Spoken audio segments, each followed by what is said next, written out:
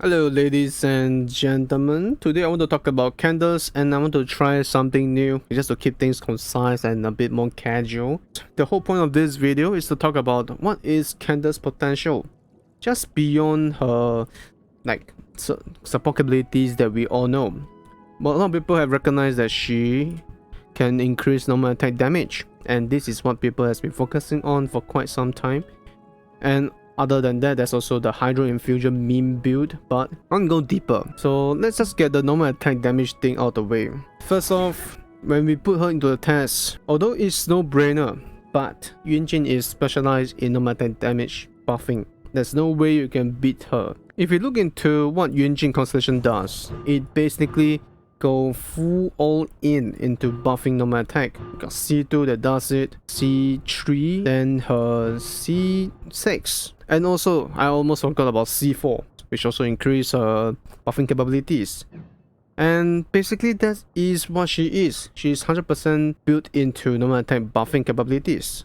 And when we look into Candace, she's a bit different. Her normal attack buffing capability, like her support capability, really stops at C2. It increases the max HP, and her C1 increases the duration, and that's all. But other than that, everything else don't really increase her capability. But the most interesting one is actually her C6, which I will get into it. She has Hydro Infusion, which a lot of people say is like a meme build, but the thing is, Hydro is the best element in the game. I will do a touch up on that kind, why is that so in the future, but for now, Hydro Application can lead to a lot of fun things, like now we got Dendro Cause especially, then we also got like other Hydro reaction like Freeze and Vape Comms and all that, and Dendro Cause generation leads us to go into anything related to Dendro Cause. We can go into Bloom Team Comms, we can also go into Hyperbloom Team Comms, Burgeon if you want to.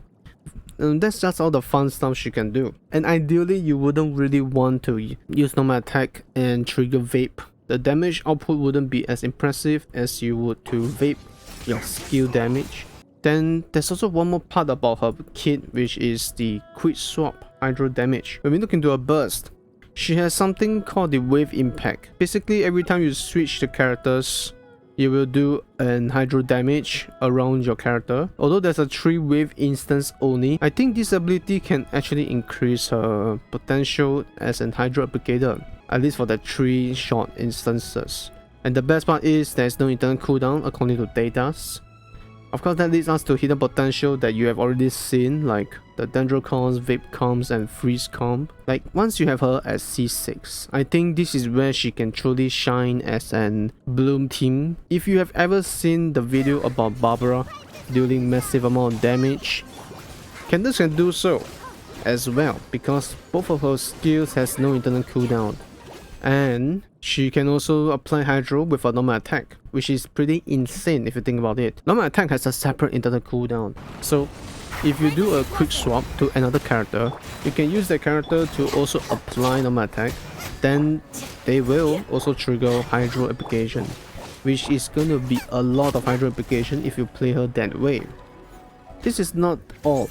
She is an polearm user, and polearm users are notorious for not having internal cooldown with their charge attack. And because of that, you can also use a charge attack to apply Hydro, which is pretty amazing if you think about it. Unfortunately, I don't have a C6 to play a full EM Bloom team comes for you guys, so you can see how does it work out. And not to mention, the team, ideally, you want to have an C6 Diona, C4 for Cole and Dendro Traveler. With that, then you have an amazing team to play. Yeah, so actually that's basically what I think about Candace. Her Hydro Infusion has a lot more potential than you think, and if you want to do a lot of like application, you can simply just do a quick swap to other characters and normal attack in that same manner. And of course, the argument will be that Xingqiu has an 18-second uptime, so definitely he is better. But I do have to add that Xingqiu is a popular boy, so it doesn't hurt to have another character that can also apply rapid amount of Hydro Application if you use them in the right situation. Otherwise, that is all I think about Candace.